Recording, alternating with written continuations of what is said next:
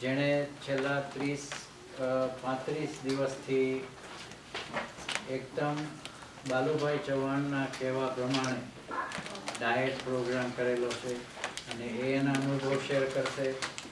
બાલુભાઈ પોતે એનું પ્રવચન કરી અને આપણને સમજાવશે. અને આપણી સાથે સરોજબેન જે બાલુભાઈના મિસિસ છે એ આવેલા છે અને સરોજબેને બહુ મોટો ફાળો આ ડાયેટ રેસિપીઝ કઈ રીતે કરવી એના માટેનું આપ્યું છે.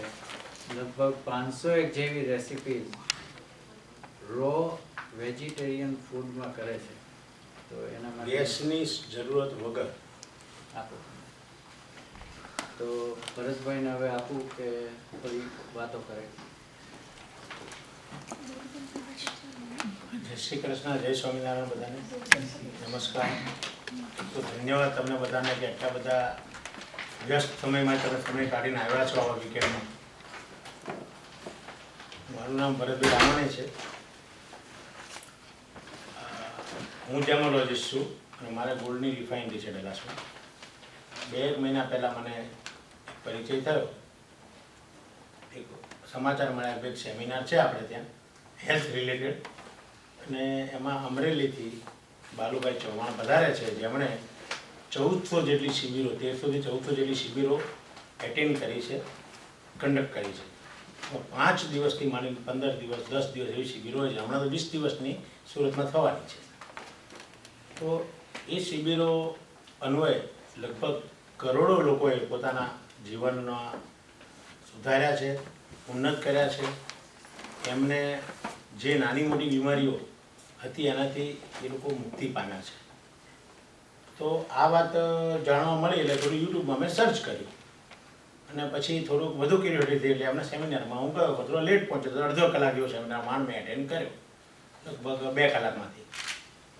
એના તાત્પર્યમાં એવું સમજો હું કે જમવા માટે, અરે જે બીમારીઓ આપણા શરીરમાં કોઈ બી રૂપે આવે છે, બીમારી એટલે બીમારી. સફેદ વાળ થાય એને બીમારી કહેવાય, એબેસિટી મારી જેમ જાડિયા થઈ જાય એને બીમારી કહેવાય, ડાયાબિટીસ, બીપી, વોટ એવર શરીરની અંદર નોર્મલ જીવન સિવાયની એક્સ્ટ્રા કંઈ પણ એને બીમારીમાં રૂપે આપણે લઈએ.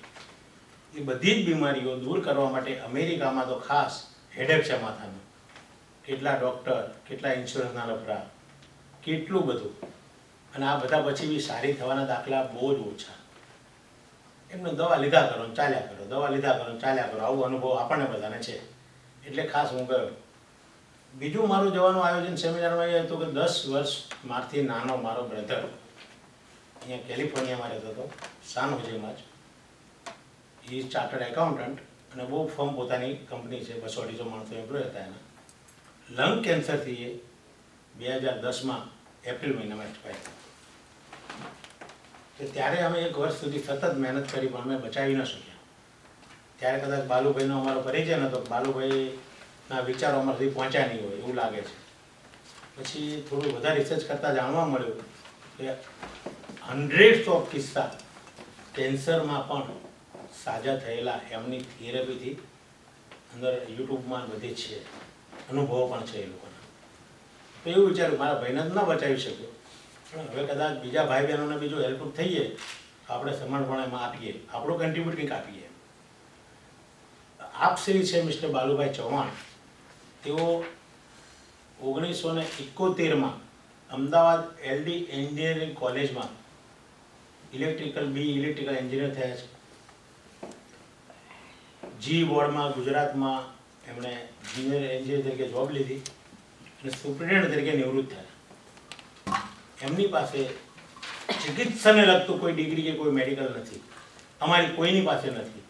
અહીંયા અમે આવ્યા છીએ તો અમને જે અનુભવો થયા અમારા પોતાના એવિડન્સ બેઝથી અમારા ભાઈ બહેનોને અમે કહેવા આવ્યા છીએ કે ભાઈ આ અમને સારું મળ્યું, તમે જુઓ.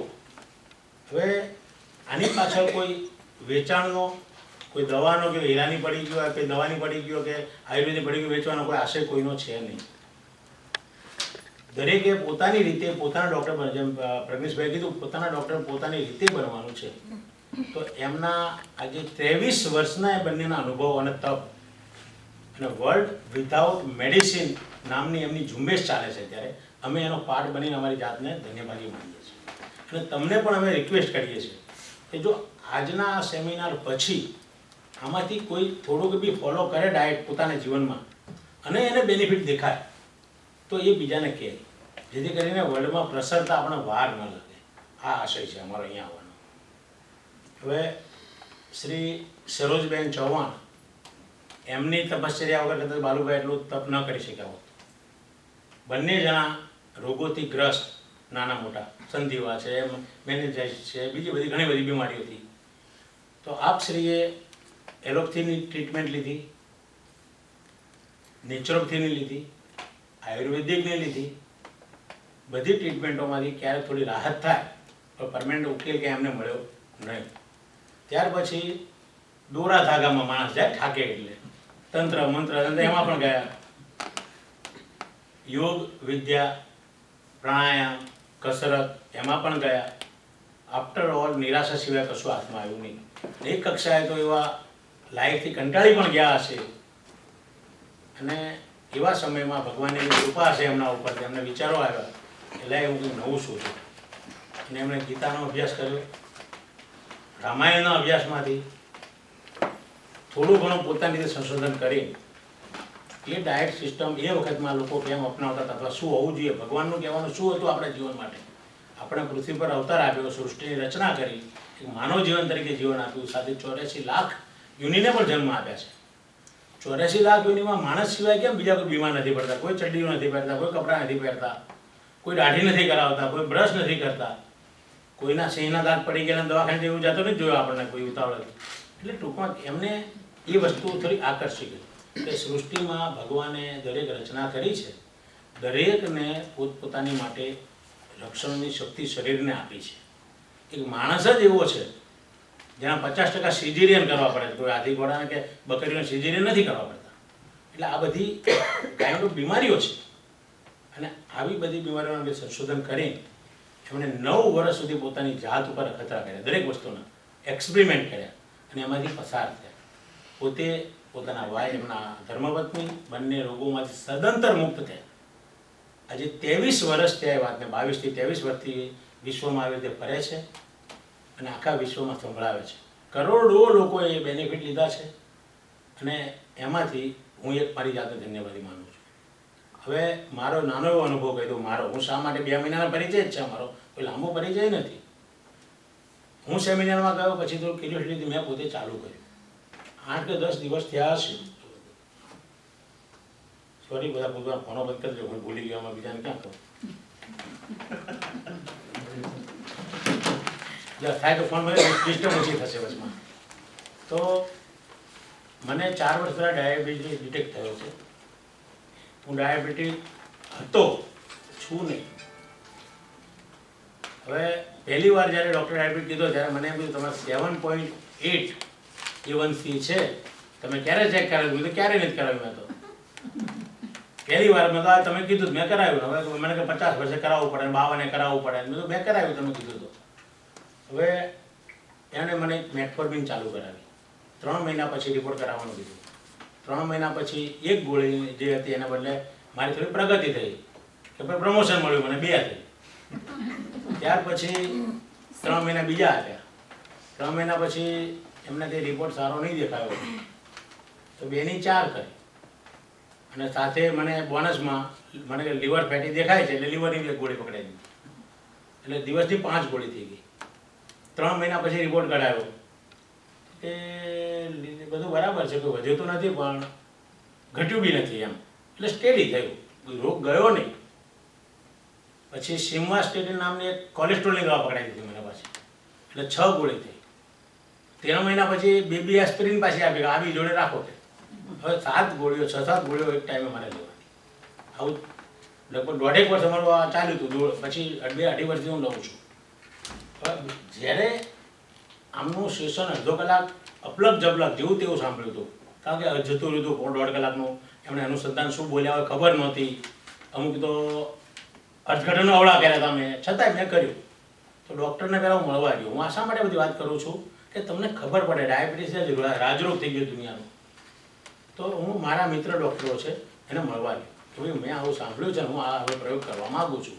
તો મને એને પહેલાં તો હસીને મૂર્ખ તરીકે કાઢી મૂક્યો કે તું બી આવું સમજે છે, બીજા તો આવું સમજે છે, તો બી આમાં આ લાઈનમાં આવી ગયો કે જતો હશે કોઈ દિવસ કે તો અમે બધા મૂર્ખા છીએ, આવું બધું એની રીતે મને સમજાવવા ટ્રાય કરી. એટલે મેં એને આર્ગ્યુમેન્ટ કર્યો કે ભાઈ તું બીજી વાત ના કર, હું કરવાનો છું, હું તને એટલું કહેવા આવ્યો છું કે હું કાલ સવારથી દવા બંધ કરું છું અને આ પ્રયોગ ચાલુ કરું છું. જો દવા ચાલુ રાખીને પ્રયોગ કરીશ તો હું જજ નહીં કરી શકું કે મને જે પ્રયોગમાં ઇફેક્ટ થાય છે કે નથી થતી, દવાના કારણે નથી કારણે. તો કોઈ બી એક રસ્તો લઈશ તો હું મને ખબર પડશે. પણ ડાયાબિટીસ 150-200 હશે મારો તો વધીને 400 થશે એક્ઝેક્ટલી, એનાથી વધુ થવાનો નથી. 10-15 દિવસમાં શું થઈ જાય, વધી બગડી જવા મહિનામાં. તો મેં કીધું મહિનો મારો ડાયાબિટીસ માટે પૂરેપૂરી પ્રેક્ટિસ કરીશ અને જો મને આમની પ્રયોગનો ફાયદો ન દેખાય અને ડાયાબિટીસ વધી જાય તો આવીને તારે હોસ્પિટલમાં પૂરી જઈશ, તું હાજો કરી દેજે મને, તું મને હા રિપેરિંગ કરી દેજે, બીજું શું. બાકી દવા મારે કાલથી લેવી નથી એમ કરીને હું તો દવામાં બંધ કરી પ્રયોગ ચાલુ કર્યો. 8 દિવસની 10 દિવસની અંદર ને 8 દિવસ વીકમાં, એક વીક પહેલા વીકમાં મારું 10 પાઉન્ડ વજન ઘટ્યું. 100 ને પહેલી વાર જ્યારે ડાયાબિટીસ ડિટેક્ટ થયો ત્યારે 197 પાઉન્ડ મારું વજન હતું, ફર્સ્ટ ટાઈમ બિફોર 4 years. અને ડૉક્ટરે પછી ડાયાબિટીસના કારણે ઘણા બધા ડાયટની ચેન્જ કર્યા, કસરતો જે કંઈ ઊંધા છતાં થવું, આમ સૂર્ય નમસ્કાર બધું કરવું પડે બધું કર્યું. પણ વજન 197 થી આવીને 185 અટકી ગયું એક વર્ષમાં. ત્યાર પછી 1 પાઉન્ડ ઘટ્યું નહીં અને દવાઓ વધતી ગઈ, વજન ના ઘટ્યું ગયું. હવે આ પ્રયોગ કર્યા પછી 8 જ દિવસની અંદર 10 પાઉન્ડ વજન ઇઝીલી જતું રહ્યું. એટલે થોડોક ઉત્સાહ પણ થયો. અને બીજા 1-2 જણાએ જોયા, એને કીધું કે શું થયું, તમે કેમ આમ વજન લૂઝ કર્યું એવું લાગે છે. મેં આમની વાત કરી પ્રયોગની, તો એક બેન જેને થાઇરોઇડ છે હતો, હવે એની છે નહીં, મને લગભગ મને કરેલથી, એ બેને મને રિક્વેસ્ટ કરી કે ભાઈ મને બહુ તકલીફ છે, આવું છે તેવું છે. એમણે એમનું નામ 3-4 વર્ષ પહેલાં સાંભળ્યું હશે, એમના કોઈ માસી પાસે. એટલે કે હવે મને કોઈ બીજાનો કોન્ટેક્ટ કરાવી આપો. હું ઓળખતો નહોતો, મારી પાસે નંબર નહોતો એમના કંઈ. મેં પહેલાં શોધ ચાલુ કર્યા અમેરિકામાં ફરવામાં. 5મે દિવસે ભાઈ આવું કોઈ વ્યક્તિ છે, આવું કોઈ વ્યક્તિ આવ્યું છે, આવું કોઈ મહેમાન આવ્યા છે, આવું કોઈ સેમિનાર છે. 5મે દિવસે મને એમની ભાળ મળી ગઈ અને 5 દિવસે કોન્ટેક્ટ થયો. મેં રિક્વેસ્ટ કરી ડેલાસ આવવાની, શિકાગોમાં હતા એ ટાઈમે. શિકાગો, ડેલાસ એમણે 7, 8 અને 9 ઓગસ્ટની મને આપી 3 દિવસ. અને 3 દિવસ ડેલાસ અમે શિબિર કરી અમારા ઘરે જ. એ શિબિરનો 20 જણાએ લાભ લીધો અને 20 જણાને પોતાના ધાર્યા પરિણામ મળ્યા, એમાં ઇન્ક્લુડિંગ મી. હવે રહી મારી ડાયાબિટીસની વાત. હવે હું દવા લઉં સાંજે રેગ્યુલર અને સવારે ફાસ્ટિંગ ચેક કરું તો મારે 125 થી 30 વચ્ચે એવરેજ આવે કાયમ માટે. ક્યારેક 20-22 હોય, ક્યારેક 30 હોય, ક્યારેક 32 હોય, પણ એવું આવે. દવા ન લેવાઈ હોય અને સવારે ચેક કરું તો 160-65 જેવું આવે. સાંજે સ્વીટ કે આઈસ્ક્રીમની ખવાઈ ગયું હોય સૂતી વખતે તો દવા લીધા પછી બી 60 આવે.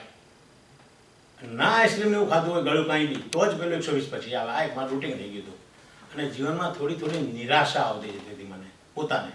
નિરાશા કેવી કે એક તો ભાઈ ગયો, હવે મારે અત્યારે 56 વર્ષની ઉંમર છે મારી. હવે 3-4 વર્ષમાં આ ડાયાબિટીસના શરીર માટલા જેવા થઈ ગયા, શું કરશું એમ.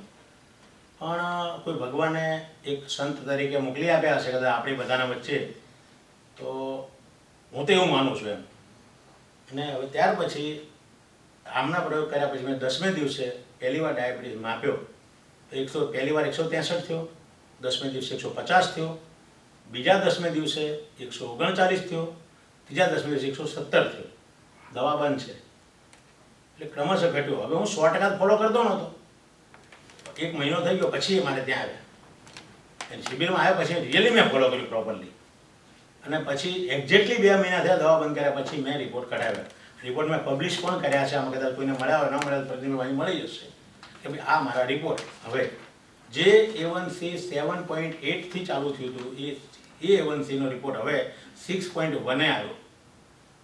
ડાયાબિટીસ જે ફાસ્ટિંગ મારું 125-30 વચ્ચે રહેતું હતું એ ફાસ્ટિંગ 85-86 આવ્યું. રેગ્યુલર 85-90 વચ્ચે ઉપર નથી જતું. ત્રીજું, હવે એ ડૉક્ટર પાસે ગયો રિપોર્ટ, એની પાસે જે મને કાઢ્યું એની પર રિપોર્ટ કઢાયા મેં. હવે એને કીધું દવા બંધ કરતો એને ફોલો કરવા માંડ્યો હતો. બીજી વસ્તુ એ હવે ફોલો કરવા માંડે આ રિઝલ્ટ મારું જોયું. પહેલાં તો મારા રસ્તા હતા. આ સાઈડની વાત થઈ. હવે ખાવાની રિસ્ટ્રિક્શન કેટલા બધા ડાયાબિટીસમાં. ગાજર ન ખવાય, વટાણા ન ખવાય, દ્રાક્ષ ન ખવાય, કેળા ન ખવાય. હવે શું ખાવું અને શું જીવવું? સાહેબને આ પ્રશ્ન મેં કર્યો. શું કીધું ખબર છે? તમારે અહીંયા શેરડીનો રસ મળે છે? મેં કીધું હા. શેરડીથી બધું ગળ્યું કંઈ હોય નહીં, કે સુગર કેનના જ્યુસથી ગળ્યું કંઈ હોય નહીં પીવાના જ્યુસમાં. તો કે ચલો. અમે ગયા અને 2-3 ગ્લાસ એમણે બી પીધા, 2-3 મેં પીધા, અને મને કાંતિ રોજ શેરડીનો જ્યુસ પીજો. અમે કોઈ પણ પ્રકારનો જ્યુસ એકલો પાય અને ડાયાબિટીસ 5 દિવસમાં કાઢેલા છે. કે તમારો ડાયાબિટીસ શું કરવા ઉભો રહે છે? ત્યારથી મેં શેરડીનો જ્યુસ પીધો છે. શેરડીનો જ્યુસ પીને આ રિઝલ્ટ આવે છે, ફાસ્ટિંગ 85. હું આ કહેવા માંગુ છું. એટલે આપણા મગજમાં એક ગ્રંથિ બંધાઈ ગઈ હતી. કઈ? કે ડૉક્ટર, મેડિકલ, આ કે 90% લોકો કામ થતું નથી તો મેડિકલ ઇન્સ્યોરન્સ મળે છે એટલે કામ કરવા ઢેડા કરે છે. અમેરિકામાં લગભગ એવા અનુભવો પણ છે આપણને. તો આ એ બધું બંધ થઈ જશે, જરૂર નહીં પડે ઇન્સ્યોરન્સની. એવી સારી ટેકનિક એમણે ડેવલપની વિકસાવી છે પોતે. અને 23 વર્ષથી એ બંને જણા એક ઓલિયાની જેમ વિશ્વમાં રખડે છે. હું તો ભટકે છે એમ કહીશ, કે સુવાના ઠેકાણા નહીં, ખાવાના ઠેકાણા, કોઈ અપેક્ષા નથી એમને, કશું જ નહીં, કશું લેતા નથી, કોઈ ચાર્જ નથી એમનો. તો હવે આપણે એમને સાંભળીએ અને આપણે લગભગ 1.5-2 કલાકનું સેશન હશે. ત્યાર પછી દરેકને જે કંઈ પોતાની બીમારીને લગતા પ્રશ્નો હોય એના સચોટ ઉત્તર ત્યાં સુધી તમને મળી જશે એમના પ્રવચનમાંથી. પણ છતાંય હોય તો આપ કરશો. તમે બેઠા અમારીથી જે આવશે જવાબો તમને આપવા ટ્રાય કરીશું. હવે સાંભળ્યા બદલ ખૂબ અભિનંદન બધાને.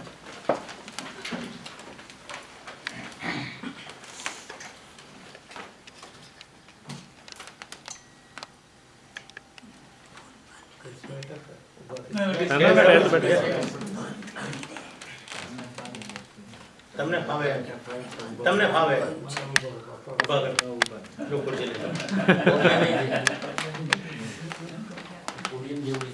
ના જે ઓકે, જે આવો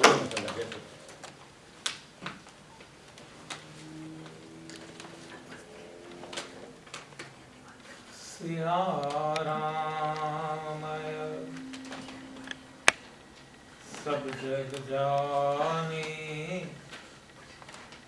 करहु प्रणाम जोर जुग पार. आप सर्वे માં વિરાજમાન પરમ સત્તા, પરમ કૃપાળુ પરમાત્માને હું પ્રણામ કરું છું. મારો પરિચય ભરતભાઈએ આપી દીધો છે.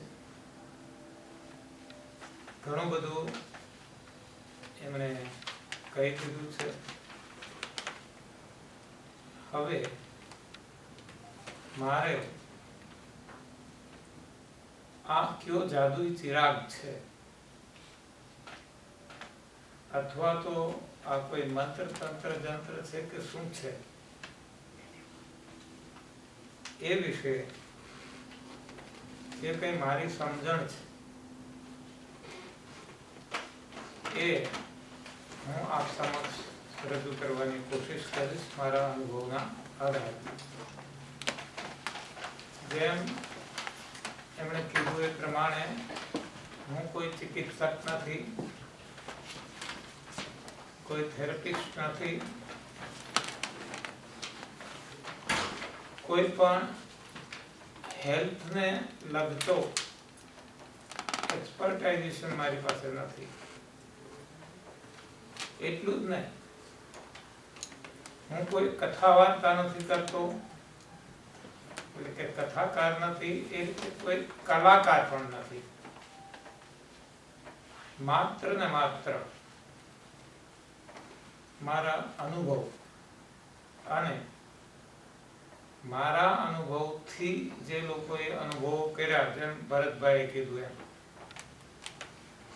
એ લોકોના અનુભવનો મને મળેલું ફીડબેક, એને આધારે જે કંઈ મારી સમજણ ડેવલપ થાય એ હું આજે આપને જણાવવાની કોશિશ કરીશ. હું ખૂબ રોગિષ્ટ હતો.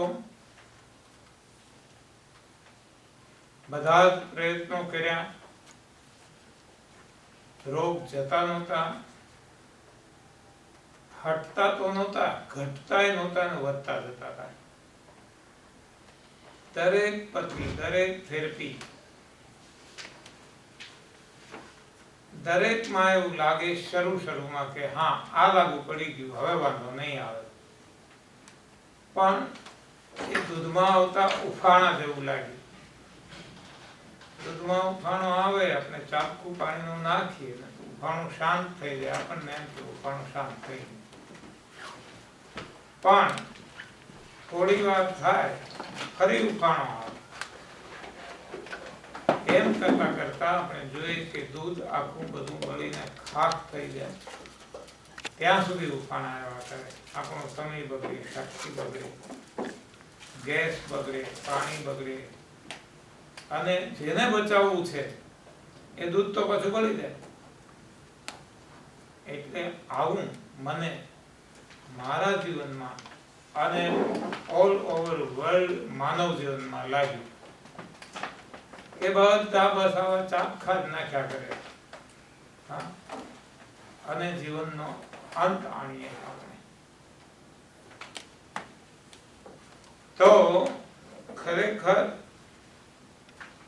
કોઈ ઈલાજ ઉપચાર એવો નહીં હોય કે જેનાથી માનવ સિવાયના જીવ જગત 84 લાખ યોની એ કાંઈ નથી કરતા છતાં નિરોગી છે, અને આપણે બધું કરીએ છતાં રોગી છે. તો એવો કયો રસ્તો હશે?